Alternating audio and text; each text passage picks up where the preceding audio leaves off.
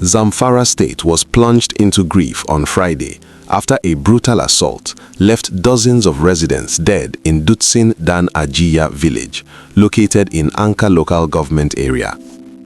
According to community sources, heavily armed attackers stormed the village late Thursday, firing indiscriminately and spreading panic among residents. Witnesses said the assailants sealed off entry and exit routes, trapping villagers as the gunfire echoed through the night. A local resident, who requested anonymity for security reasons, recounted that the attackers began shooting at anyone in sight once the roads were blocked. In the aftermath, at least 30 bodies were initially recovered, with several others injured. Some villagers remain unaccounted for, heightening fears that they may have been abducted during the raid. Video footage obtained by journalists showed rows of bodies wrapped in white cloth ahead of a mass burial. While some local accounts placed the death toll at around 30, international news agency Reuters reported that no fewer than 50 people were killed. The violence reportedly began around 5 p.m. on Thursday and continued until approximately 3:30 a.m. on Friday, with homes set ablaze and residents shot as they attempted to flee. Hamisu Faru, a lawmaker representing Bukuyum South, confirmed that the attackers had been moving from village to village, leaving significant casualties in their wake.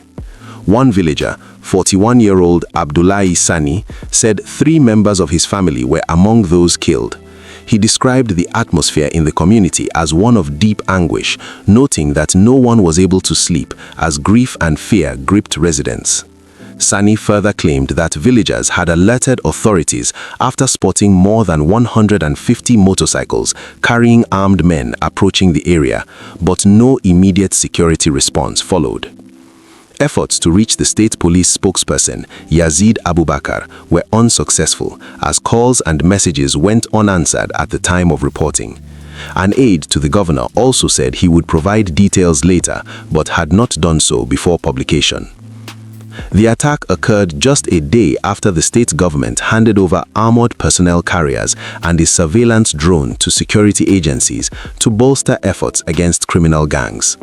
The Minister of Defense, Christopher Musa, who received the equipment, had urged troops of the Nigerian army to act decisively against armed groups that refused to surrender. Zamfara remains one of several northwestern states struggling with persistent armed banditry despite ongoing military operations.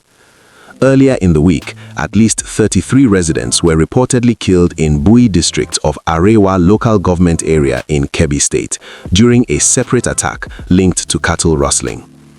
Reacting to the latest tragedy, Abdulrazak Hamzat, executive director of the Foundation for Peace Professionals, rejected suggestions that the killings signal a fresh wave of violence.